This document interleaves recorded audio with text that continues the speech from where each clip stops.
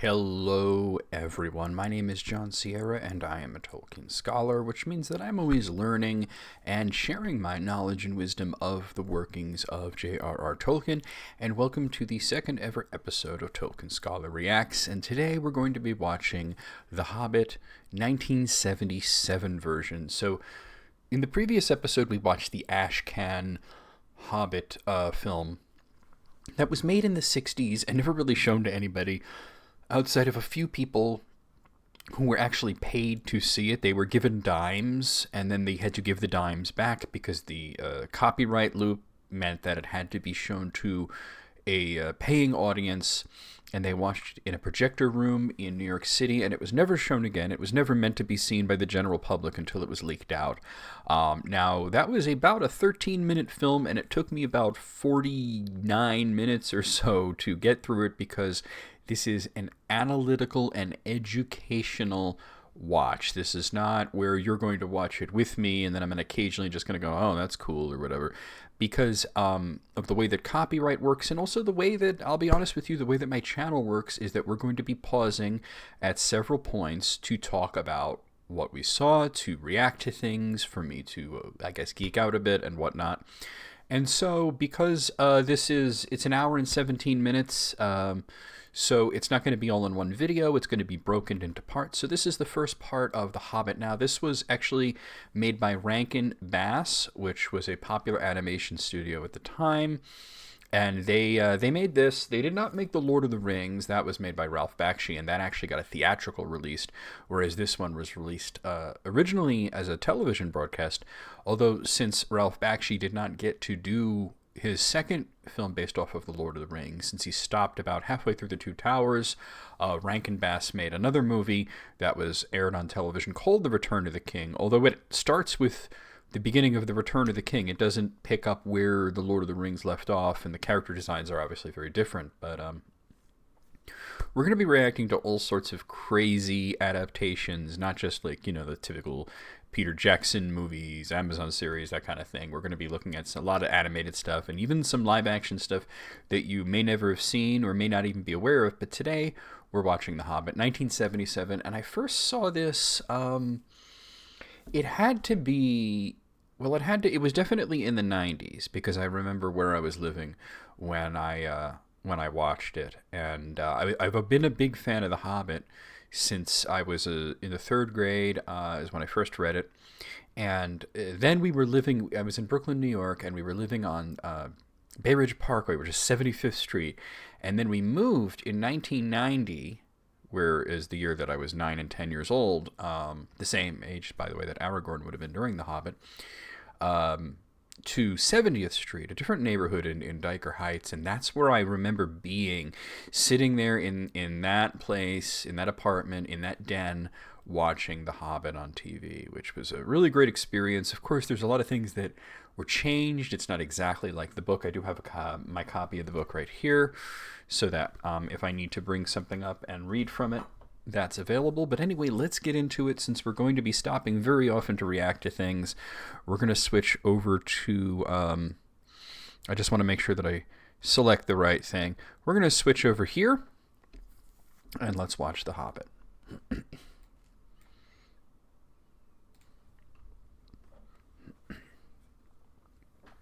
Let me pause it right now. So we can see this is the beginning, and we can see where it says on the left side of the screen, right over here, it says The Hobbit, there and back again. And you can even see that it says J.R.R. Tolkien. A little bit of it is cut off. And this is the first line of the book. In a hole in the ground there lived a hobbit. Now, it goes on to different text here. Many ages ago, when this ancient planet was not quite so ancient, long before man recorded his history, it's not Tolkien. Tolkien didn't write that. As a matter of fact, I'll grab the book right here, and I'll tell you what comes right after in a hole in the ground there lived a hobbit. It goes on to describe the hole.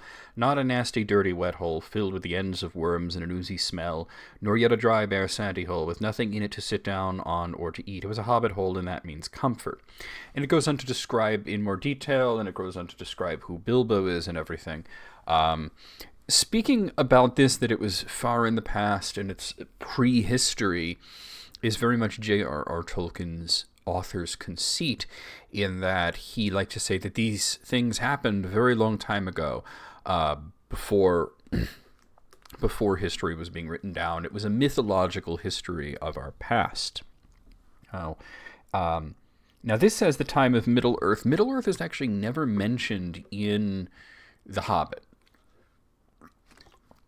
The closest that it comes is that they refer to it as the wide world, whereas Faerie, which we call the Undying Lands or Aemon, is the narrow world, or at least that's what is implicated in the book The Silmarillion, when Melkor, who is basically the Satan of this universe, poisoned the minds of some of the elves, starting with Feanor, and he said that you were meant to be kings in the wide world of Middle-earth, but here you are, trapped in this narrow land. So in The Hobbit, it's sort of coming from a very, very hobbitish, Eriador, storytelling sort of way, and so Bilbo doesn't say Middle-earth, he says the wide world. He doesn't say Aemon or the Undying Lands or the West with a capital W. He says Faerie, or in some instances, not in The Hobbit, but in some instances in Bilbo's storytelling, would be referred to as the Perilous Realm. So you could see it talks about man sharing his days with elves, dwarves, wizards, goblins, dragons, and hobbits. So this is not an accurate depiction of the first page of The Hobbit, although I wish it was illuminated in this fashion, but it's not. And the first line is accurate. And of course, you could even see that it says that it was written by Tolkien. So it's not pretending like this is really this story that happened a long time ago. This is a book by J.R.R. Tolkien that is being represented here. Let's continue on.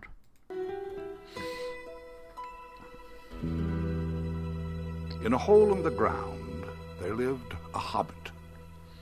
Okay, so I just want to react to the narrative voice here. I believe that's John Huston, who also plays Gandalf. Let me just look that up real quick. I'm just going to bring that up in a separate window here. I believe that that's the same actor, who I believe his name is John Huston, who played Gandalf. Okay, I'm not looking for the... Here it is, 1977. Orson Bean, John Huston, Gandalf the Grey. Okay, it doesn't say narrator, but I know I read that. I'm on IMDb. Let me go over to Wikipedia, and we'll check there. The Hobbit. Let's see, 1977 film. The cast. John Huston, Gandalf, and narrator. Okay, it's just remarkable how much in this narrative voice John Huston actually, to me, sounds like Leonard Nimoy. And Leonard Nimoy in the 60s wrote a song, and it was on one of his albums, called The Ballad of Bilbo Baggins. So it's sort of an interesting thing. Imagine if they had gotten Nimoy to play Gandalf or to narrate it. The Ballad of Bilbo Baggins was on his album, Two Sides of Leonard Nimoy. There was sort of kind of a music video I'm going to react to at some point, where it was a live television broadcast where he came out and basically lip-synced it, and there was this choreographed number, and it's sort of been rediscovered. It's incredibly goofy, but it's just amazing when you hear Huston's voice that he sounds so much like Leonard Nimoy. Can I control this with my keyboard? Okay. Many ages ago, when this ancient planet was not quite so ancient, long before man recorded his history. Okay, the map. Here we can see Eriador. Now, this is not the map as seen in The Hobbit. This is, I mean, like, because I said The Hobbit doesn't mention Eriador. It doesn't mention Middle-earth. Here we get the map, which is, of the area. This is Throra's map of the area surrounding the Lonely Mountain, the desolation of Smaug. And I believe there is another map in the back of it that's... Yes. Okay, so this is the map of Wilderland, which we would also know as Ravanian, which is the Misty Mountains and Mirkwood, and you could see the desolation of Smaug there. But we don't actually have a map of where Bilbo is coming from. And that would be something that would be included in The Lord of the Rings, and we would get these names like Eriador, which is the region of Middle-earth, where the lost realm of Arnor is. And this is rather hard to make out, but you can see that this is all directly from Tolkien's map. So it's pretty cool to see. You could see over here are the Blue Mountains, and everything over here, this would be Lindon, and here you can see just the edges of the Misty Mountains. Around here is Rivendell. Although this says Rudar, so you can see that Rudar and Cardolan and Arthedain. Arthedain is this section here, and that's where the Shire actually is. So it's kind of interesting to see, and if you see going down, if you were to go down further this way, you would reach the Gap of Rohan, and eventually you would go to Gondor that way. It was the time of Middle-earth, when man shared his days with elves, dwarves, wizards, goblins, dragons, and hobbits. In the lands of Middle-earth, in an area known as the Shire. The Shire is also not mentioned, believe it or not, in The Hobbit. The Shire was something that was the name of the country that Bilbo lives in. It was a part of Arthedain. It was founded when some hobbits who lived in a place called Breeland, which was just to the east of what would become the Shire, they discovered this vast fertile land that had been uninhabited, and they asked the king of Arthedain if they could settle there, and the king said yes, of course. There was a king of Arthedain because the king of Arnor at one point, he died, and then his sons all argued about who was to be king, and instead of there being a civil war, they just split the realm into Arthedain, Cardolan, and Rudar.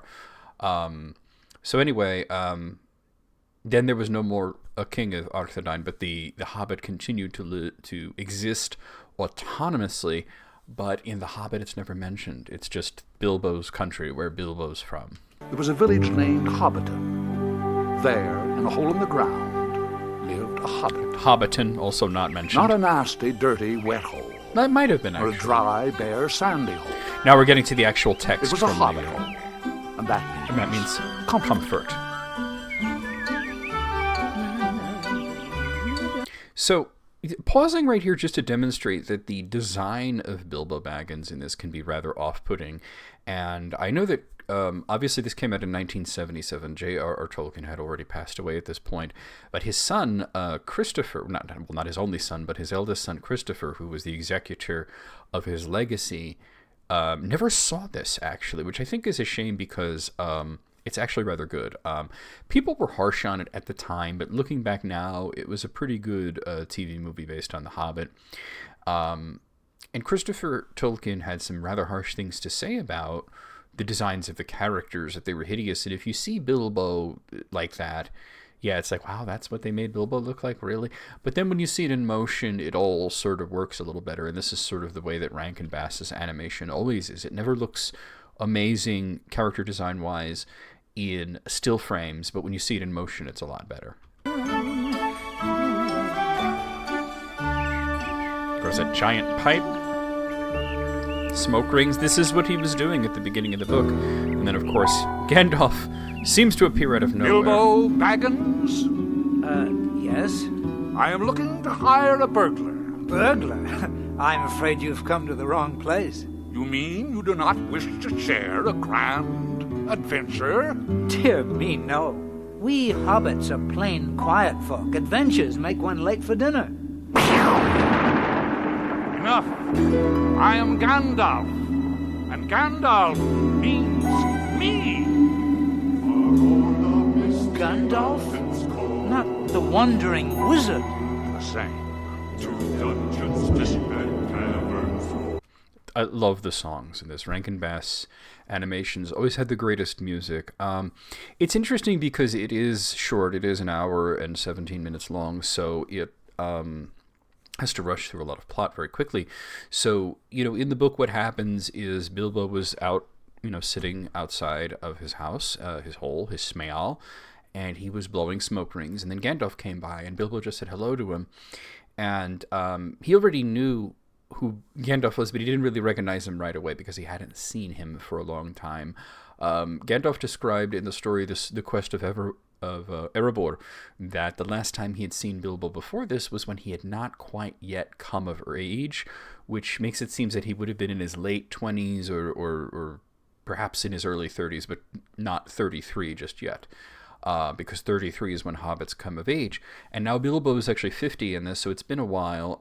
And he said hello to him, and they had sort of this ridiculous conversation about the meaning of the word hello and all the different ways that Bilbo uses it. And Gandalf is not quite so imposing and enough and all that. He did offer the job to Bilbo, and Bilbo, of course, said no. But Gandalf is sort of rather insistent. He put a mark on Bilbo's door, and then the next day, instead of Gandalf showing up for tea, because Bilbo was very polite and he did invite him for tea at 4 p.m., dwarves came one by one, and there was the unexpected party. Now, it's been a long time since I've seen this, but I believe that they have this conversation that's rather hurried, and then suddenly the dwarves sort of converge on him. You could already hear them singing.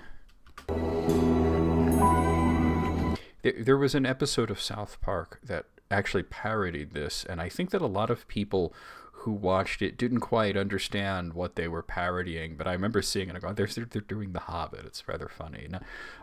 Not the episode of it that was called The Hobbit. That was ridiculous, but it was I don't want to describe it on this channel because it's rather foul, but they did do this whole Rankin Bass animation style thing, and with the songs and everything. It was very reminiscent of this film.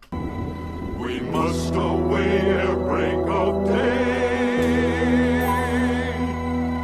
It's like they were hiding in the bushes and such.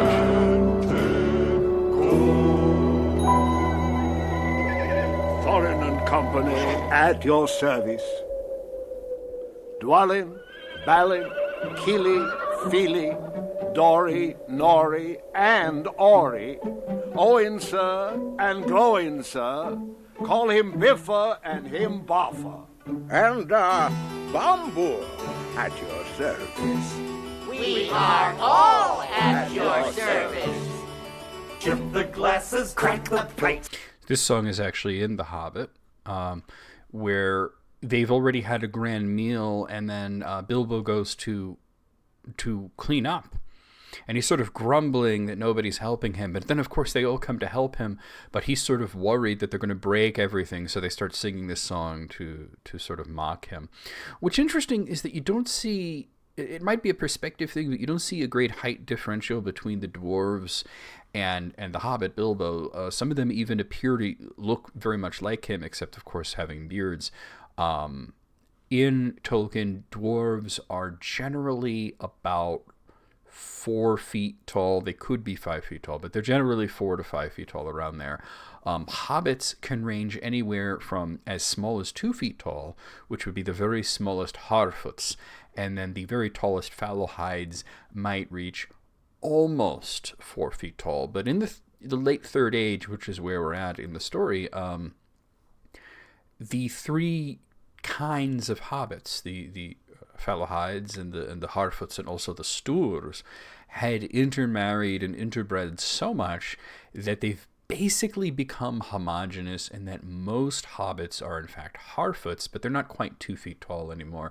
They're generally between 3 feet tall and like 3.5 feet tall, around there, whereas dwarves would be taller. Of course, Gandalf was supposed to be around 5 foot, somewhat around there, a little taller than 5 feet. He's not a very tall man, but then he can appear to be very tall when he sort of decides to be imposing. He isn't an incarnated body, and he doesn't really use magic to puff himself up and become larger. He doesn't really have that sort of control over what Tolkien would call his shape and hue, although he hints that Radagast does have that sort of power. But there is sort of a hint that Gandalf appears shorter because his posture is so poor, because he's always leaning on his staff, and that when he stands up straight, he's actually much taller than you might imagine. Let's enjoy the song, though. That's what Bilbo Baggins hates. That's what Bilbo Baggins hates. So carefully, carefully with the plates. Blunt the knives and bend the forks. Smash the bottles, burn the corks. That's what Bilbo Baggins hates. So carefully, carefully with the plates. What do these dwarves want in Hobbiton? They have come for tea, and for supper, and for you, They've already had Berkshire that. Baggins. Far o'er the misty mountains cold, to dungeons deep and... I don't think Bilbo would be able to see the sunset out of his Hobbit door, because the sun, of course, sets, it rises in the east and sets in the west, and that's no different in Tolkien's world. And Bilbo's door should be facing to the east. It's not that important of a detail, it's just something I thought of just now, because really you could theoretically start at Bag End and then just join the main road, and you could walk straight through Bree, straight through the majority of Eriador, skirt right past the southern portion of Imladris, that's Rivendell, cross over the Misty Mountains, go through the main road through Mirkwood. They don't take the main road in The Hobbit, they take a secret forest path, and then wind up in Esgaroth. So you could walk from the Shire, basically going straight to the east, right out Bilbo's door, almost all the way to the Lonely Mountain. So, I know they were going for the dramatic effect, showing you that the sun is setting, but the sun wouldn't be setting in that direction. I'm just a minor little nitpick from somebody who takes this stuff far too seriously.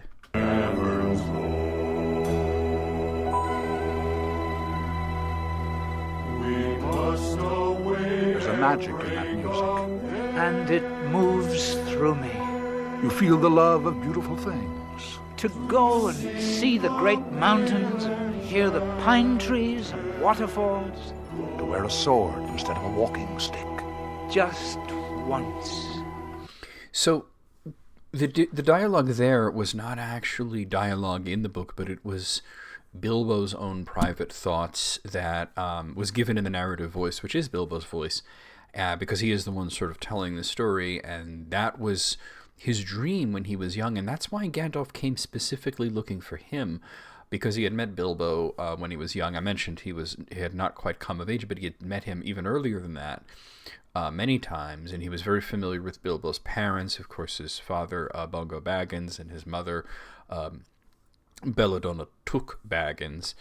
But Gandalf knew what he was doing here. He knew that Bilbo had the right amount of Baggins, which is very sensible and very ordinary, and then Took, which are sort of fiery and sort of adventurous, at least as far as hobbits go. And also it shows that Bilbo, being mostly a hard-footish hobbit, but he also has the Took in him, and Tooks, I believe, are Stoors. Anyway, let's continue. Gandalf, dwarves, and burglar Baggins. What is this burglar business? If you prefer, you can say expert treasure hunter. That was actually Thorin's line. Yes, I do prefer that. We are met tonight in the house of our friend, this most excellent hobbit. May the hair on his toes never fall out. So what's interesting about Thorin's speech is he's being very nice, he's speaking very highly of Bilbo, all the stuff that was in the book, but Thorin may not have actually said it. In the story The Quest of Erebor, we know that the book version of The Hobbit in universe was written by Bilbo, and that's the story that we generally understand as being The Hobbit.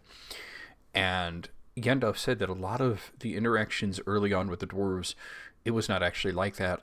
They didn't really like Bilbo all that much, and some of it does come through, but he definitely made Thorin nicer than he was, and Gandalf sort of wondered whether Bilbo was just oblivious to how mean that Thorin was being to Bilbo, or whether he knew it, but he was trying to make Thorin appear nicer because they had later become friends. Just thought I'd mention that. Hear, hear! We shall soon start on our long journey. Our object is, I take it, well known to us? All of us? It is not well known to me. Really? Then we must inform our burglar. We seek a treasure. that which is rightfully ours. He has a map of Hobbiton at the back. Bilbo was actually rather fond of maps. He was considered somewhat of a kook in the general area in Hobbiton, Bywater, not because he collected maps, but because he sometimes collected maps that weren't of the Shire, which, well, why would you want that? Far off in the east, beyond the misty mountains and the dark forest of Mirkwood, there you will find Lonely Mountain.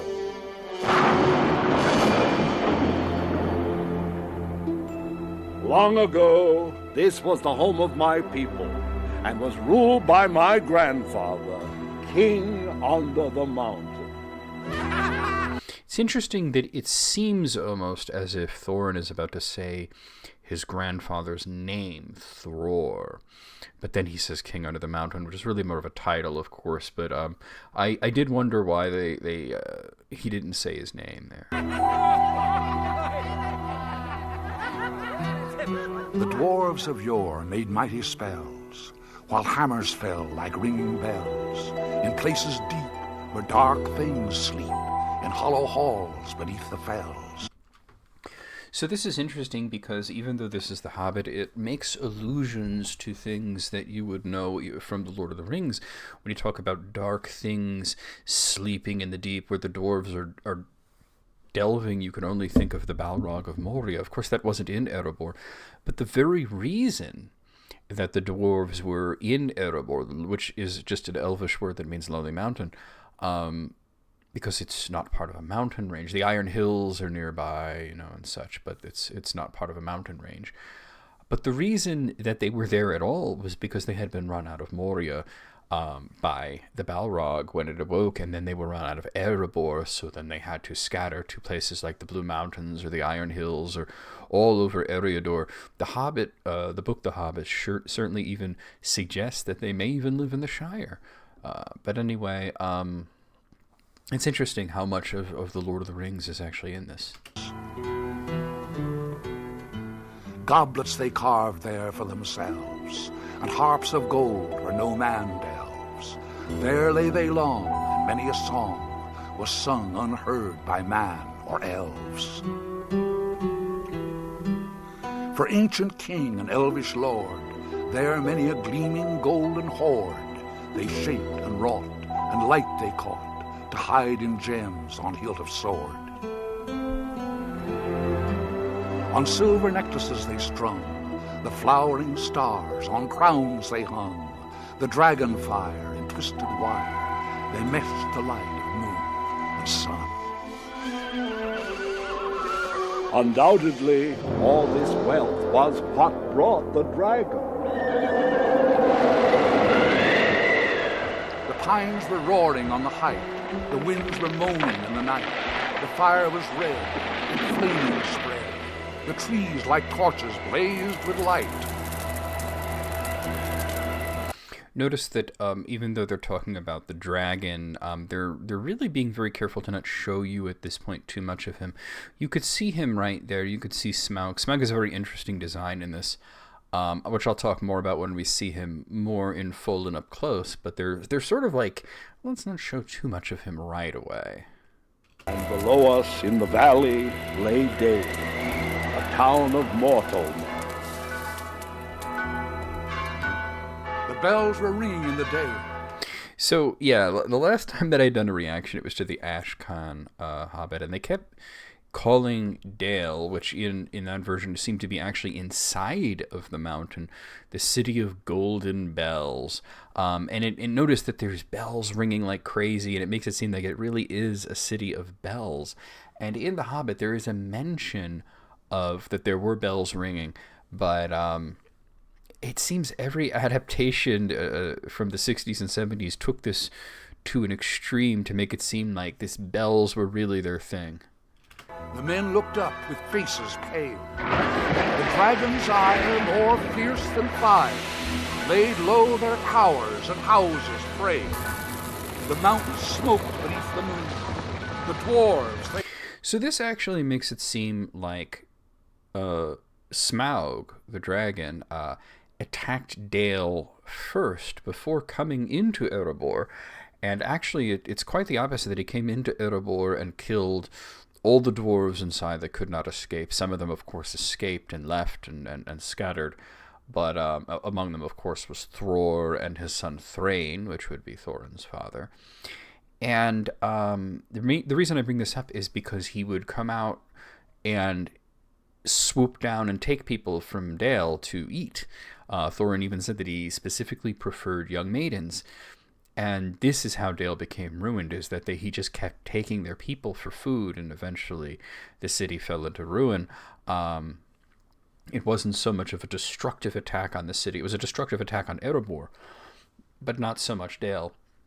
This does mention that the dragon was specifically attracted to the area because of the great wealth of the dwarves. It came from the north, and this is true in terms of Tolkien's writing, that it is believed that it heard rumor of the great wealth, and dragons in Tolkien's world love gold and silver and jewels, and but they don't spend it on anything, obviously. It's not like they use it for anything. They just put it in a pile and sleep on it and keep it. And it's really sort of a spiteful act to steal from others just to have it. And this is because they were created to be evil. They cannot be good. They were created by Melkor in the first stage. Melkor, of course, being the satanic analog in this world. They heard the tramp of doom. They fled their hall to dying fall, beneath his feet, beneath the moon. We must away ere break of day to win our hearts and gold from here. Curses to the dragon, curses to Smog. He killed our men and stole our gold. Curses to the dragon Smog. Is this the adventure you've planned for me? To help you recapture the gold? None other. And down he There are goes. 13 of you. Very unlucky. Mr. Baggins will make it 14. A splendid lucky number you found for us. So the idea that 13 is unlucky and they must have a 14th was actually something that Thorin believed. Thorin believed that 13 was unlucky. Now, what's interesting is the idea of 13 being an unlucky number. It has a biblical connotation. It comes from the Last Supper. However, this is supposedly way, way, way, way before that. So it's sort of a lot of the things were cultural aspects sneak into it, and, Bilbo mentions Christmas trees at one point. Obviously, there's no Christmas. There's Yule, but there's no Christmas trees. And we could say that was a translation from Westron, which was the language that the story in universe would originally be written. And then, of course, Elfwine brings it from the Undying Lands to England, and then Tolkien translates it into English somehow. And then we get translations of, say, perhaps a Yule tree into a Christmas tree. But this is sort of one of those examples where the 13 being unlucky. And Gandalf definitely played that up because he very much wanted a burglar, and specifically Bilbo, to go along on this because he had other business. He had to deal with Sauron, the necromancer, in the southern part of Mirkwood, in a place called Dol Guldur. That's what he was up to during this time period when he leaves Thorin's party and then reconvenes later in the ruined area of Dale. But anyway, the reason I bring this up is because this makes it seem that it was Gandalf who said, no, you need a 14th. And you can see Thorin's a little like, oh, this guy that's cringing and whimpering, In the book, Bilbo actually had to go into the other room for a while to sort of calm himself down because he had become faint, and he overheard Gloin talking about him and then came in kind of hot, like, you don't think I'm good? I'll show you. No arguments. Let us have the contract. To Burglar Baggins, terms for your professional services. 1/14 of total profits, traveling expenses guaranteed, funeral expenses if necessary. Sincerely, Thorin and Company. So, this is obviously very accurate to what was in the book. It was longer in the book, but they just shortened it to sort of get to the point much quicker. Let's see if I can quickly find the contract here. Well, actually, I believe that's in the second chapter, because he doesn't get it until the next day. They all sort of go to bed, and Bilbo wakes up, and they're all gone. They're already in Bywater at the Green Dragon, and then Gandalf comes in and he's like, "What are you still doing here? And, haven't you dusted your mantle?" And that's where he found the contract agreement and a letter for him. And here it is: Thorin and Company to burglar Bilbo, greeting. For your hospitality, our sincerest thanks, and for your offer of professional assistance, our grateful acceptance. Terms: cash on delivery up to and not exceeding 1/14 of total profits, if any. All traveling expenses guaranteed. In any event, funeral expenses to be defrayed by us or our representatives if occasion arises and the matter is not otherwise arranged for. So that's like the basic gist of it that was boiled down to these 3 lines in the film. There's a little bit more that addresses more that they had already left, where it says, "Thinking it unnecessary to disturb your esteemed repose, we have proceeded in advance to make requisite preparations and shall await your respected person at the Green Dragon in Bywater at 11 a.m. sharp, trusting that you will be punctual," which is in italics. And it is signed Thorin and Company. So it's rather accurate. They're just cutting out the part about it being the next day because they're going through the story rather rapidly. Funeral expenses? Do you find the terms acceptable? Of course he does. And so, tomorrow begins your greatest adventure. Here comes the song. This is the most well-known song from The Hobbit, I think. So, yeah, wow, 8 minutes to the credits. This is the song specifically that was parodied in South Park. The chances, the changes are all yours to make. The mold of your life is in your hands to break. Quite a lot of vibratio. The greatest adventure is there if you're bold. Let go of the mold that life makes you hold. Now, this is interesting because it says based on the original version of The Hobbit. There are 2 versions of The Hobbit. There is an original version, which was pretty much relegated to the first printing, and then there's the one that everybody's familiar with. Let's see where it says it. I'm sure it would say it rather... that just says The Hobbit. Illustrated by the author... It doesn't actually say revised edition. This is the revised edition. My other copy, which is much more beat up, that actually says revised edition on it. But there was an original edition and there was a revised edition. I don't think that they're saying that they're strictly going by first edition here. We'll talk about it more when we get to the Gollum section. Measure the meaning can make you delay. It's time you stop thinking and wasting the day. Orson Bean. Of course, he plays Bilbo.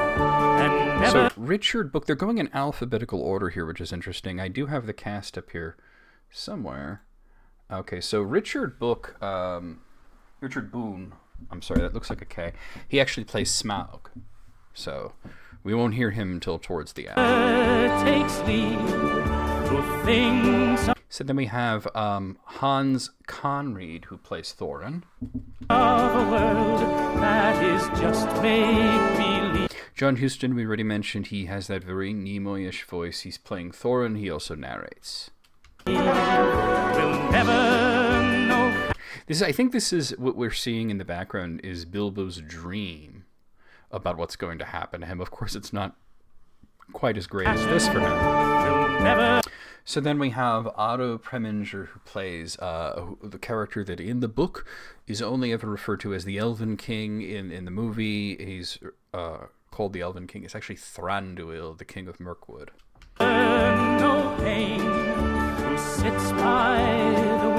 And then we have Cyril Richard. Cyril Richard plays Elrond.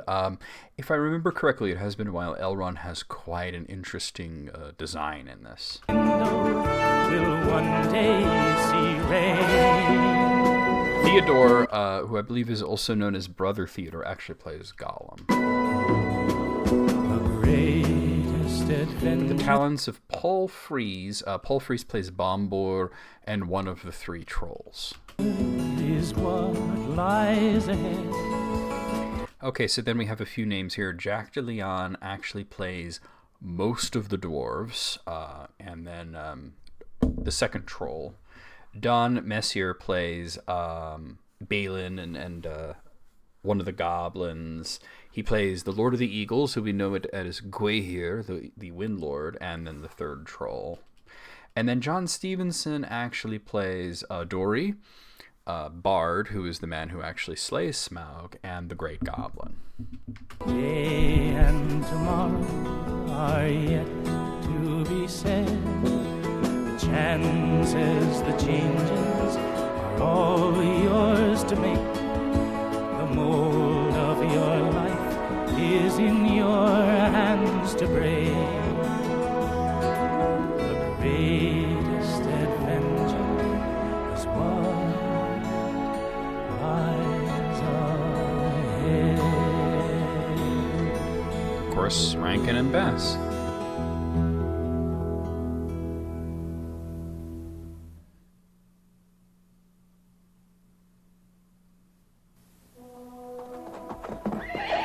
I wonder if I was to stop it and count them, would it come out to 14? Let's see.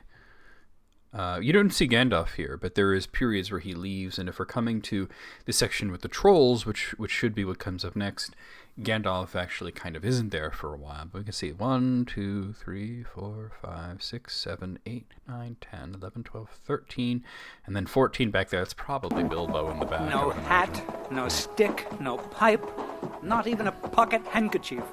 So Bilbo didn't have these things because he ran out of the house after them the next day.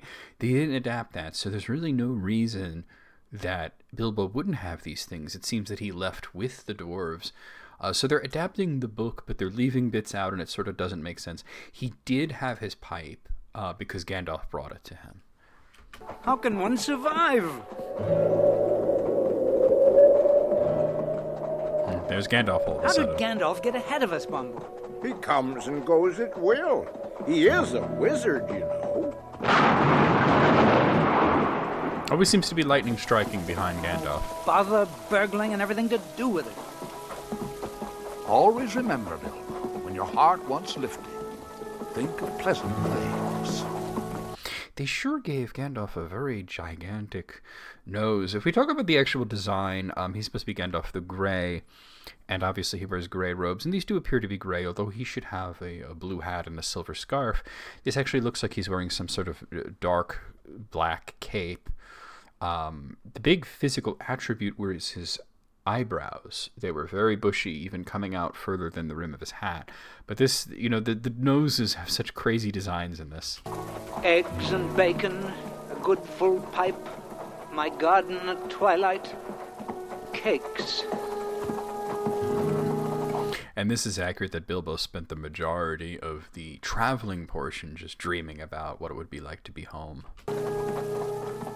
We'll camp here. Perhaps we can find a dry patch to sleep on.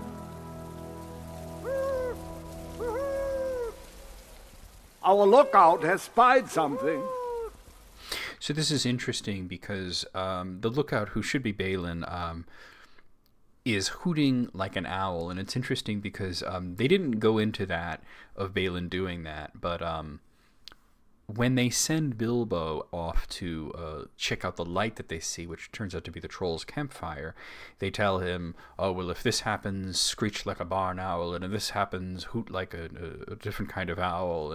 And they just sort of push him for, okay, go ahead. And Bilbo's thinking, I don't know how to make those sort of noises or the difference between different owls. And this is sort of an allusion to that part of the book. Look! Trolls! Notice that Balin, I believe that Balin is wearing glasses, which I had a whole discussion about this when I played The Lord of the Rings, the video game for the Super NES, where one of the quests that you do in the very beginning section when you're trying to recruit Samwise is you have to find his father, the Gaffer Gamgee, his glasses, which are lost in a cave. I don't know why they would be lost in a cave, but it brought me into this whole discussion of could glasses exist in Middle-earth, and I came to the conclusion that yes, they could. They're never specifically mentioned in The Hobbit, The Lord of the Rings, The Silmarillion, or any of the other books, but a lot of times they wind up in adaptations, and you can see that Balin is apparently wearing glasses, which is sort of an odd choice for Balin specifically, if this is indeed supposed to be him. I believe it is, because it suggests that his eyesight is not great, and Balin was the lookout. He was the one with great eyesight. Maybe they're reading glasses. I don't know.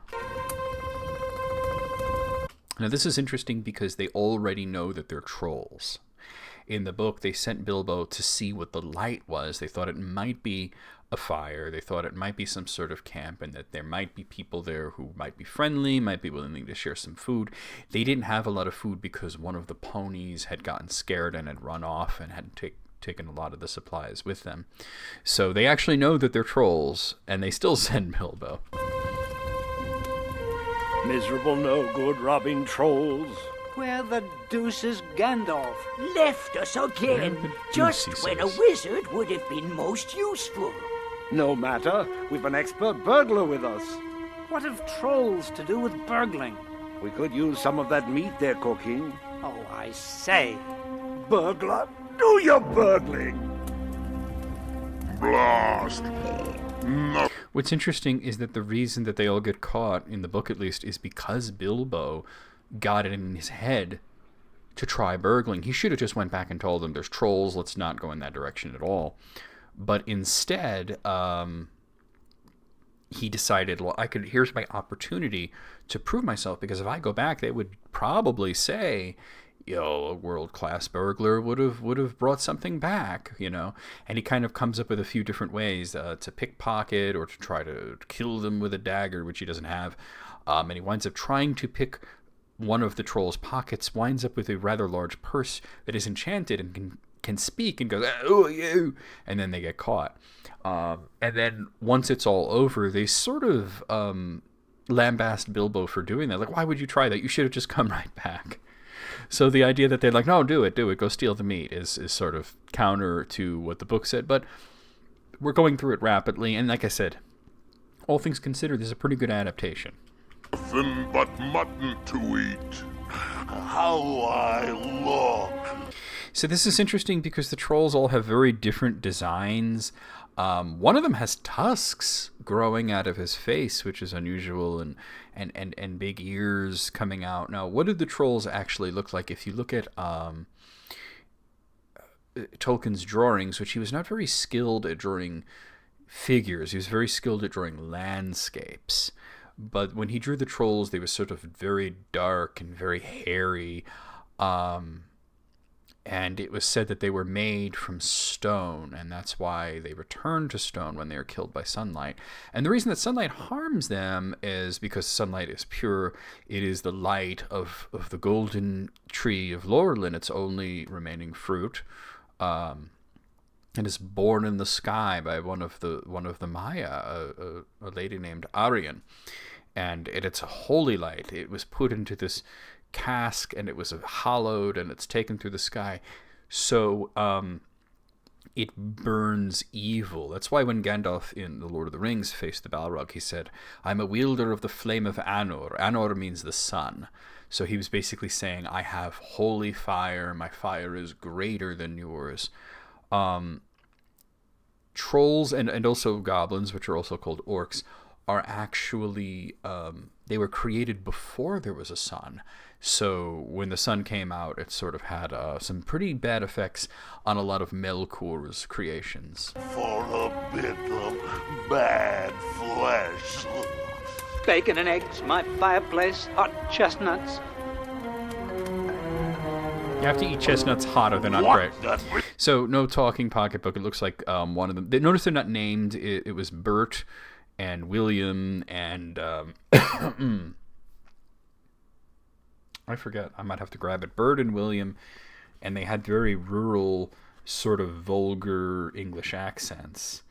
Oh, I'm a little too far ahead here. Here we are, roast mutton. Let's see. There's Bert and William and Bill.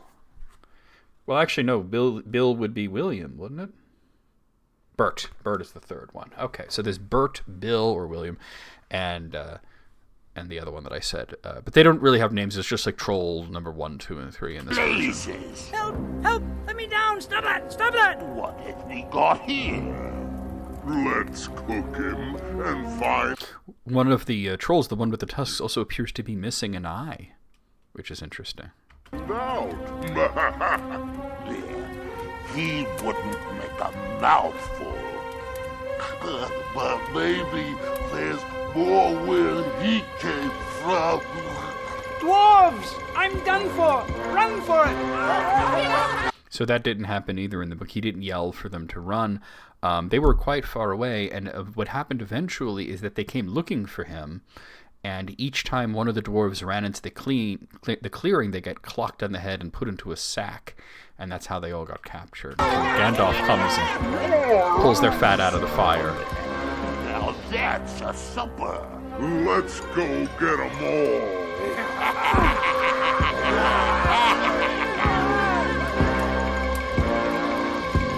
One of them's wearing a hat, which is amazing. So, yeah, they all got captured. Bilbo ran into a cave. He was actually hiding in the bushes in the book. It does make sense that the cave is basically right there, because they do need to be underground before the sun comes out. Let's roast them. Nah, boil 'em, says I. So this is the argument from the book about how to cook His them. own boys. There's plenty for all. I likes mine raw.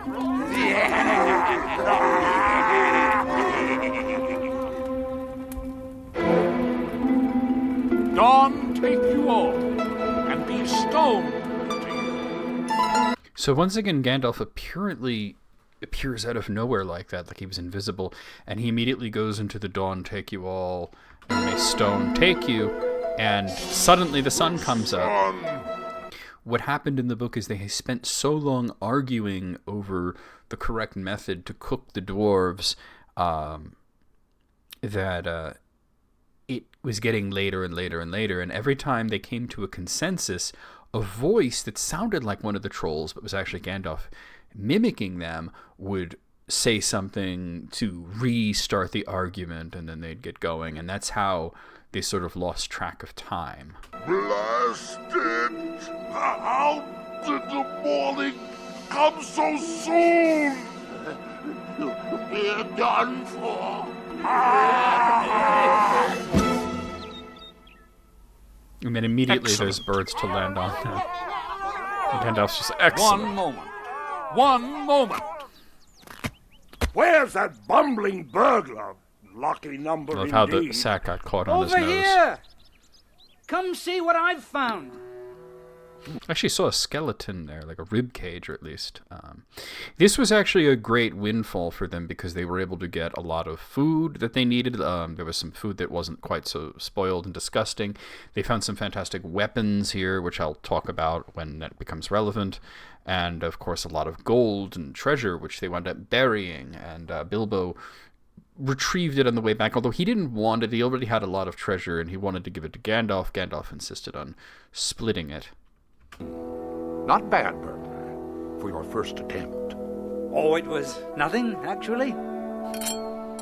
Ah, we'll keep these. Deucedly fine blades, considering they were made by trolls. They were not made by trolls. They don't seem like troll blades to me. Probably stolen. See these strange runes? Whatever are runes? Bilbo should know what runes are. Ancient writing. Mine has them too. Can you make them out? I am not familiar with these letters. So a lot of people have always wondered, why would Gandalf not be familiar with the runes? Why would he not be able to read it? When we know the history of the character and where he came from, that he is an angel and that he was sent to Middle-earth, and this is just swords made in Gondolin. Why would he be unfamiliar with it? And I would just say that the runic writing was specific to Gondolin. It's not in Tengwar. It's a runic alphabet that was probably only used in Gondolin. That's my explanation. Tolkien actually had another explanation, because they do get translated when the swords are brought to Rivendell. And Elrond identifies them. The one that Gandalf is carrying is called Glamdring, and it was the sword of King Turgon himself, the king of Gondolin. And Thorin's sword was called Orcrist, and that was a very important sword as well. A lot of people like to say that it was wielded by Ecthelion. Tolkien was rather unspecific about that, just that it was the mate to Glamdring. Glamdring means foe hammer, Orcrist means goblin cleaver. Then Bilbo takes a blade that doesn't have a name, although he later names it Sting.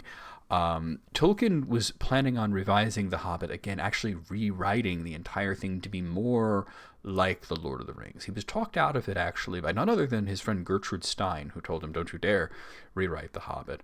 But his planned revision to make it make sense that Gandalf wouldn't be able to read the runes and he would need Elrond is that they were actually covered in dried blood of so many battles of the thousands of years that they'd been in circulation, being plundered and replundered, which was Elrond's explanation for how they came to be so far away from where Gondolin used to be, and in Eriador and with trolls, that they were encrusted with dried blood and they couldn't be read because they were not legible. And Gandalf did not exactly have a professional sword cleaning kit with him, and neither did the dwarves. So when they were able to rest a while in Rivendell, Elrond cleaned the swords and was able to then read the runes. So his explanation was that Gandalf could read the runes, but they were not legible. But that was a planned revision, or rewriting, I should say, that never saw the light of day. So I would say that my explanation fits more in with the established universe, at least. Well, whoever made them, we've got them now. Cover up the treasure, man. We'll fetch it on our return. Take that, Smog, you filthy worm. I see you've also... Worm is an old English term for a dragon, so... It's not an insult, necessarily. Yes, just a dagger, actually. But for one of my size, it suffices. The greatest adventure. We're going to stop the first part, but we'll let this scene play out. What lies ahead. Hurry, men. We must be on our way. Hold. Gandalf just slid into frame. So he's going to give him the map and the key. This happened actually in Bag End in the book. And what may that be? This is a map of Lonely Very Mountain. good recreation of the actual map in the book, which I showed earlier. By your father. What? Why did it not come to me, the rightful heir? I've chosen my own time to hand it over. That's not exactly a correct explanation of why Thorin did ask that question. This, of course, did not happen in the Troll Hole. He did ask that question, and what he said was that when he found Thrain, he had lost his wits, and he was in the dungeons of the necromancer Sauron in Dol Guldur. And Thrain told Gandalf, kind of with his dying words, to give the map and the key, which we're not seeing just yet, to his son. But he died before he could say who his son actually was. So there you have it. Well, actually, come to think of it, I believe that it was in Bag End, actually. And Thorin was rather like, this isn't so great. I'm pretty familiar with the area. This doesn't help much. But then there's also the key. And of course, we later learn about the moon runes that are on there, which tell of the secret way to get into Erebor. I'll talk more about that when it becomes relevant, because that's Elrond that discovers that. I'm looking for an excuse to stop. I'm waiting for a scene break. Oh, I do love maps. I have quite a collection. Bah! I remember the mountain well enough without this. Indeed. And how do you intend to enter Smaug's chambers? Through the main gate? As a house guest? You'd be ashes before you took your 7th step. Oh, see, look. this hand points from these runes to, bless my soul, a secret entrance. A hidden passage to the lower halls. Excellent. So they're just sort of bypassing Elrond's explanation of there being runes that you can only see if you hold the map up with the moon shining behind it, which are moon letters. Burglar. I'm really quite good. But it's interesting that Bilbo a moment ago, well, what are runes? And now he's saying, oh no, these runes say there's a secret passage. Good with maps. Let me see. Yes, quite correct. But has it remained a secret all these years? It's too small for Smaug to use. And it's covered by a door made to look exactly like the side of the mountain. See, this is a discussion that should be happening in Rivendell. Here we have the key. Keep it safe. Huh? Oh, well, of course I will. But if the secret door is hidden, how do we find it? The map doesn't tell. It does. And it doesn't. Huh? You will understand. That's the moon runes. In time. As it says, to look for when the thrush knocks. Okay, I think this is a good spot to stop the first one. I hope you guys enjoyed it. We're going to be returning with more parts of this reaction. I will see you guys next time.